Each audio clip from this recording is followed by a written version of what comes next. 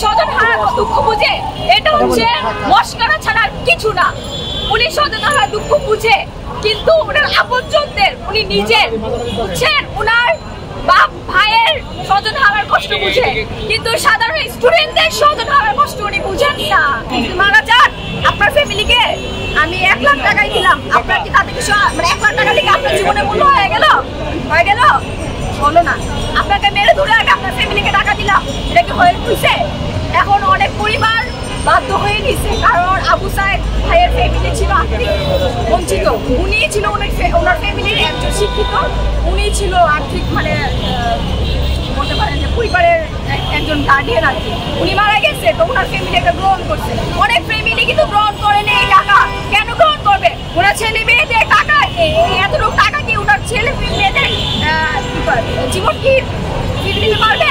পারবে না। তাহলে উনি এসব ভোগ কেন করতেছে? যদি মায়া থাকতো তাহলে স্টুডেন্টদেরকে মারতো না, স্টুডেন্টকে মারার দিত না, পুলিশদেরকে গুলি করার আদেশ দিত না। এখন মাইরা ধুইরা উনি টাকা ধরে দিবে, এটা তো হইল না। একটা মানুষের জীবন টাকার চেয়ে বেশি মূল্যবান না, একটা মানুষের জীবন মূল্যবান, টাকা বেশি মূল্যবান না। হচ্ছে আপনার লক্ষ্মীবাজার হাইকোর্ট, ওইদিকে পুলিশ দিয়ে ভরা, প্রত্যেকটা গাড়ি চেক করছে। মানে এখন হচ্ছে ওনারা আইনজীবীদেরও চেক করছে, কারণ আইনজীবীরা এখন আমাদেরকে নিয়ে কথা বলতেছে। ওনাদের তো এখন লস প্রজেক্ট মনে করতে পারেন যে হ্যাঁ আমাদের পক্ষ নিয়ে কথা বলতেছে, ওনাদের তো সব আসল তথ্য বের হয়ে যাবে।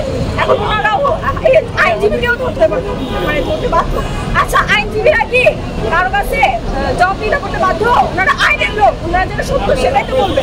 অবশ্যই আমরা সত্য বলে একটা মানুষ ভুল হতে পারে, এত স্টুডেন্ট কি ভুল হতে পারে? এত স্টুডেন্টের মন্তব্য ভুলতে পারে না।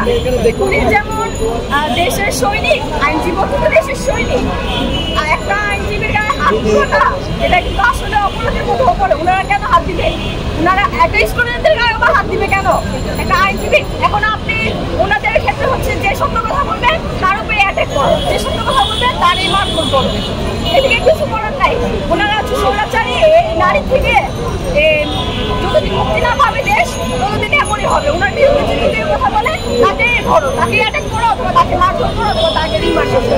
আমরা তো হার মানছি না। এত আমাদের যে এত ভাই বোনরা মারা গেছে, আমাদের এত ভাই বোনরা ধরে নিয়ে যাচ্ছে, আমাদের শিক্ষকদেরকে জন্য ধরে নিয়ে যাচ্ছে, তাও তো আমরা হার মানতেছি না। আমরা তো চাচ্ছি এই দেশকে আমরা বলে আমাদের নিজের জীবন সমস্যা নেই, কিন্তু আমরা এই দেশকে ইনশাল্লাহ মুক্ত করে ছাড়বো এই স্বৈরাচারী অত্যাচার।